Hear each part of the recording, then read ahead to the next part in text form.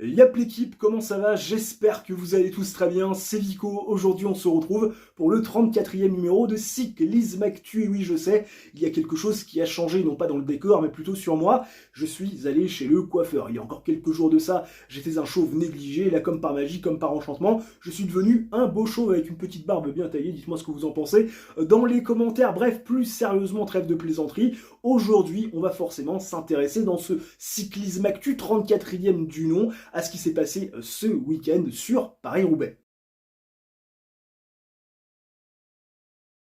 Mais avant de revenir sur le troisième monument de la saison, et oui déjà, le temps passe très vite, on va quand même toucher quelques mots sur la course par étapes World Tour de la semaine dernière. Et oui, du beau monde avait rendez-vous du côté du Pays Basque pour l'étape World Tour espagnole. Je vais pas me faire que des amis en disant ça, il y avait du monde, du beau monde, à commencer par les Espagnols eux-mêmes. Oui, il y avait l'ami Juan Ayuso et bien sûr l'ami Carlos Rodriguez qui avait terminé 4e du dernier Tour de France, si je ne dis pas de bêtises, et puis surtout une ribambelle de favoris à la prochaine grande boucle, avec notamment Primoz Roglic, plusieurs fois vainqueur du Tour d'Espagne, également Remco Evenepoel qu'on ne présente plus, et puis bien sûr le double tenant du titre du Tour de France, le Danois Jonas Vingegaard. Forcément on va revenir sur le résultat en lui-même, mais surtout avant ça on va revenir sur ce qui clairement a retenu l'attention et ce qui a fait la lumière entre guillemets sur ce Tour de Pays Basque 2024, cette chute qui est intervenue jeudi 4 avril dans une descente, dans un virage droit, et qui a entraîné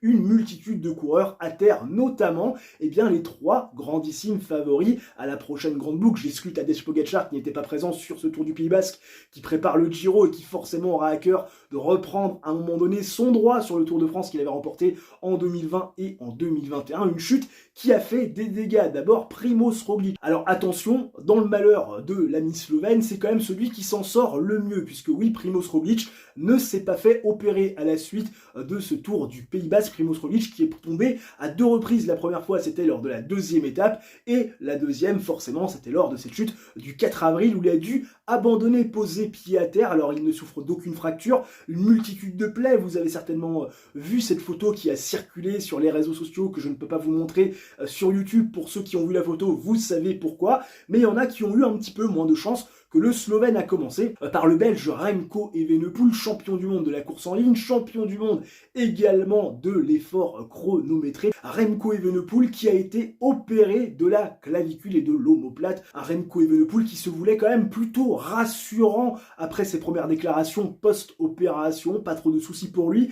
en vue de sa préparation pour le Tour de France. En revanche, il y en a un qui a pris cher, très cher, c'est Jonas Vingegaard, double vainqueur de la grande boucle ces deux dernières années, en 2022 et en 2023. Lui, le bilan est lourd, fracture de la clavicule, plusieurs côtes également touché, et puis un pneumothorax. Le garçon est parti en soins intensifs. Au moment où on se parle, il est toujours à l'hôpital et il est bien évidemment incertain pour le prochain Tour de France. Pour ceux qui sont un peu renseignés, des blessures de cet acabit, généralement, c'est entre 8 et 10 semaines d'indisponibilité. On peut imaginer qu'au vu du fait que ça soit un sportif de haut niveau, qu'il est très vite pris en charge, ça sera plutôt 8 semaines d'arrêt, mais on va pas se le cacher, avec le Tour de France qui arrive fin juin, ça va être extrêmement compliqué pour Jonas Vingegaard d'être performant sur la prochaine grande boucle. Il est double tenant du titre, si tant est bien évidemment qu'il décide de s'aligner sur cette course. Peut-être qu'il sera plus sage du côté de l'équipe Visma Leasebike, bien évidemment en connaissance de cause, un peu plus tard dans la saison, peut-être de zapper le Tour de France pour se préparer comme il se doit pour le Tour d'Espagne qu'il avait l'année dernière, on s'en souvient, offert à Sepp Kuss. Chute bien évidemment malheureuse, chute qui a fait des dégâts, mais chute qui aurait pu être éviter, et je le répéterai jamais assez, on prend trop de risques. L'UCI prend trop de risques, il faut essayer un peu de normer les échelles de sécurité, parce que on va pas se le cacher, avec les aménagements urbains, avec les petites routes qu'on emprunte, avec l'humidité parfois, ça rend forcément des parties de course assez dangereuses. Et a priori, ce virage à droite avait déjà été pointé du doigt par l'ami Jonas Vingegaard quand il avait reconnu le parcours il y a quelques semaines de ça. Un Jonas Vingegaard qui n'a pas été écouté, la preuve que les coureurs de manière générale ne sont pas écoutés sur la dangerosité possible d'un parcours, et donc peut-être qu'il serait intéressant pour l'UCI de prendre un peu plus en compte les remarques des coureurs, parce qu'un jour on va se retrouver avec un paralysé, ou carrément pire que ça, un mort, enfin même que dans certains cas, je sais pas vraiment ce qui est le pire. En tout cas, ce qui est sûr, c'est que l'UCI doit agir, on doit prendre en compte les commentaires des coureurs et surtout essayer de mettre des normes pour que la sécurité de ces athlètes soit quand même un minimum assurée, parce qu'on le rappelle, on va de plus en plus vite, les équipements sont de plus en plus légers et donc forcément protègent de moins en moins, et forcément il faut veiller à la sécurité de ces coureurs. Coup de gueule passé au niveau du résultat. Roglic à terre, Evenepoel out, Vingegaard également, bien forcément ça a laissé la part belle aux outsiders. Et les outsiders, il y en avait quand même pas mal. Je vous ai parlé des Espagnols, Carlos Rodriguez et bien évidemment Juan Ayuso, mais il y avait aussi Matthias Kelmose. Matthias Kelmose et l'ami Juan Ayuso, ils se sont livrés une bataille dans un mano à mano assez sympathique sur ce Tour du Pays Basque lors de l'ultime étape qui a été, on va pas se le cacher, remportée de main de maître par Carlos Rodriguez, qui a su profiter de la générosité de Juan Ayuso. Bon, en même temps, ils ont travaillé ensemble les deux, et sans Carlos Rodriguez, peut-être que Juan Ayuso n'aurait pas pu disposer de Matthias Kelmose et d'aller chercher quelque part ce Tour du Pays Basque. Et donc, dans un geste de roi, Juan Ayuso a laissé la victoire à son compatriote. Prenons donc le classement général. Juan Ayuso qui donc remporte une première course par étape World Tour, si je ne dis pas de bêtises, et forcément, il sera intéressant de suivre son évolution. Un garçon qui forcément aura pris pas mal de confiance et qui aura forcément des certitudes après sa première victoire sur une course par étape de cette importance. Passons désormais à Paris-Roubaix et au récital de Mathieu Van Der Poel. Il y avait VDP, le champion du monde de la course en ligne en titre, et le reste du monde. À Mathieu Van Der Poel, on va pas se le cacher, qui a caressé les pédales du début à la fin de cette course. Accélération dans la trouée d'Arambert après avoir profité d'un petit travail de Mads Pedersen. Et puis, dans le secteur d'Orchies, classé 3 étoiles, qui n'est pourtant pas le secteur jugé comme étant capital, jugé comme étant un endroit où on peut vraiment faire l'écart. Et bien, c'est à ce moment-là que Mathieu Van Der Poel a surpris tout le monde, décollant de sa roue, les Laurens Pitty, les Jordi Meus et les Mads Pedersen, et il s'est tapé 60 km en solitaire. Et bien évidemment, vous l'imaginez, à lever les bras dans le vélodrome de Roubaix, limite déjà reposé à l'arrivée de Jasper Philipsen, qui a réglé l'un petit groupe pour aller chercher une seconde, deuxième place, la deuxième en autant d'éditions, à Mathieu Van Der Poel, qui à l'issue de ses courses a déclaré que c'était sa meilleure journée sur les classiques. Honnêtement, vu son tour de force, on ne va pas lui donner tort à Mathieu Van Der Poel, qui rentre encore un peu plus dans les légendes et qui efface des tablettes Fabian Cancellara, qui était, on rappelle, le dernier homme à avoir réussi la même année le doublé Tour des Flandres Paris-Roubaix, c'était en 2013.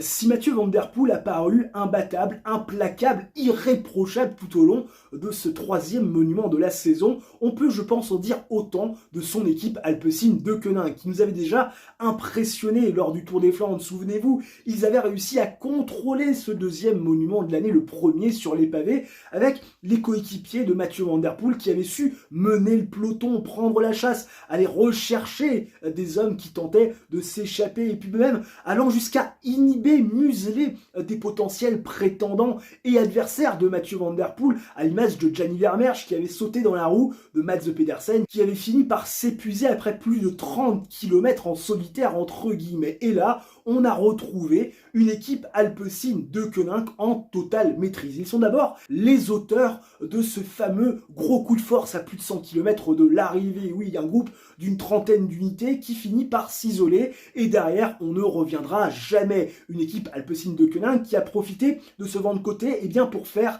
un écrémage. Ils étaient 5 dans le bon coup, et puis surtout, au-delà de ça, quand Mathieu Van Der Poel a décidé d'attaquer, a décidé de s'en aller, il y avait des chiens de garde pour contrer toutes les offensives et toute entente pour essayer de revenir sur le champion du monde en titre, avec des chiens de garde de luxe nommés Gianni Vermeersch et bien sûr Jasper Philipsen, qui sont venus un petit peu embêter tous ses poursuivants, et notamment l'entente dans le groupe, parce qu'on va pas se le cacher, quand vous avez un Jasper Philipsen, un Gianni Vermeersch qui ne vont pas mettre un coup de pédale dans un groupe, et bien forcément, ça fait réfléchir à deux fois des Mads Pedersen, des Laurens Pitty, des Stefan Kung, ou bien sûr des Jordi Meus, qui ont envie de revenir, parce qu'on se dit même si on revient sur Van Der Poel, et bien derrière, on emmène dans un fauteuil Jasper Philipsen qui va nous corriger au sprint dans le vélodrome de Roubaix. Et je le dis et je le répéterai jamais assez, même si Mathieu Van Der Poel était dans sa meilleure journée sur cette classique, clairement, sans son équipe Alpecin de Koenig,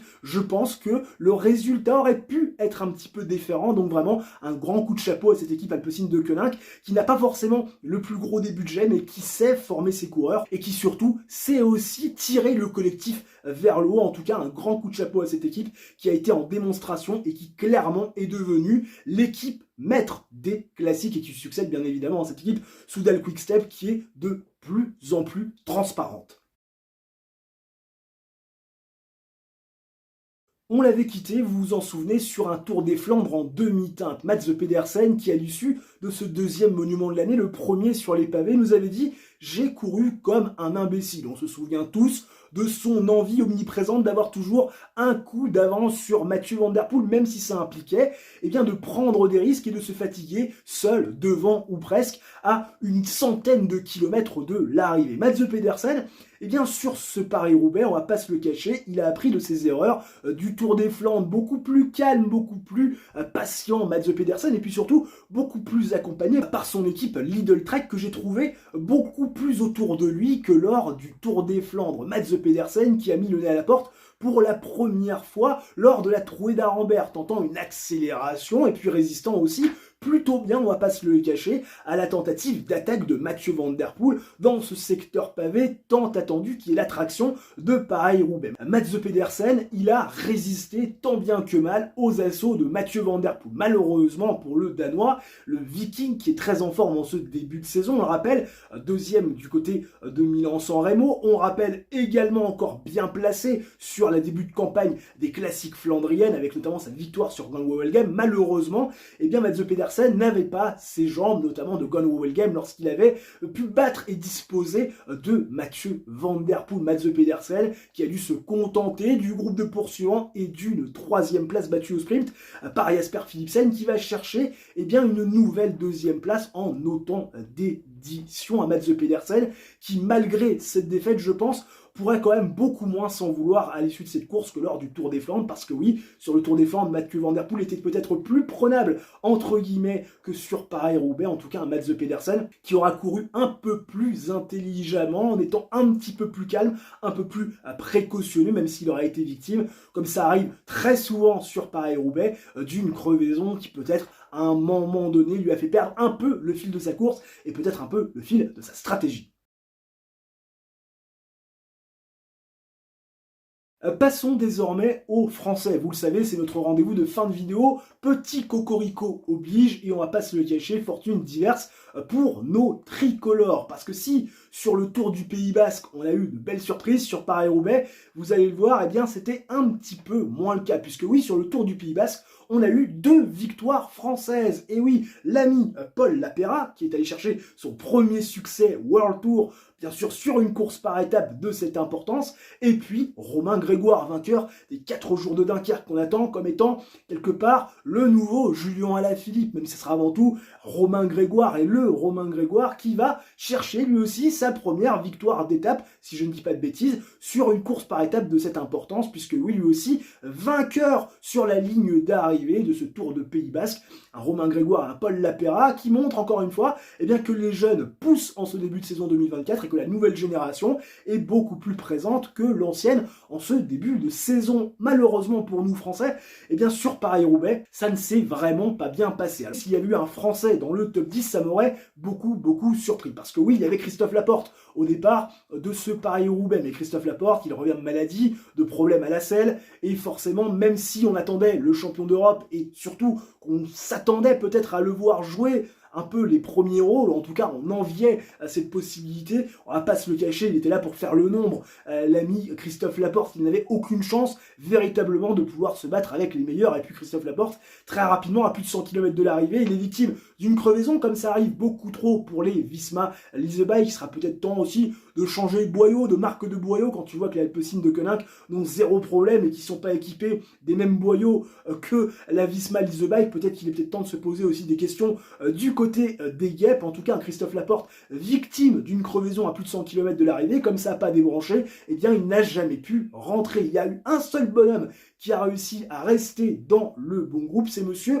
Labrousse, oui, de l'équipe AG2R Décathlon, qui était dans le bon coup, qui était dans ce fameux groupe de 30 unités. Il s'est accroché, beaucoup accroché, malheureusement, il a fini par s'écrouler et a terminé 101e de ce Paris-Roubaix, voyant clairement qu'il n'y avait plus rien à jouer, il s'est mis dans le rouge. En tout cas, c'est un triste bilan côté tricolore pour ce Paris-Roubaix qui, on le rappelle, échappe aux Français depuis très très longtemps, depuis Frédéric Guédon. Et oui, ça commence à remonter. En tout cas, n'hésitez pas dans les commentaires à me faire part de votre avis sur le Tour du Pays Basque, votre sentiment sur ce Paris-Roubaix. Je vous attends bien évidemment dans les commentaires. Vous pouvez débattre, c'est un espace qui est fait bien évidemment pour vous. Il n'y a aucune restriction, bien évidemment, tant qu'on est dans le respect d'autrui. Puis si la vidéo vous a plu, bien évidemment, le like, l'abonnement, l'activation de la cloche, ça mange pas pain, c'est totalement gratuit. C'est votre coup du chapeau et ça aide la chaîne au référencement. Et nous on se retrouve très prochainement pour une nouvelle vidéo. D'ici là, portez-vous bien. Ciao, bye et à la prochaine.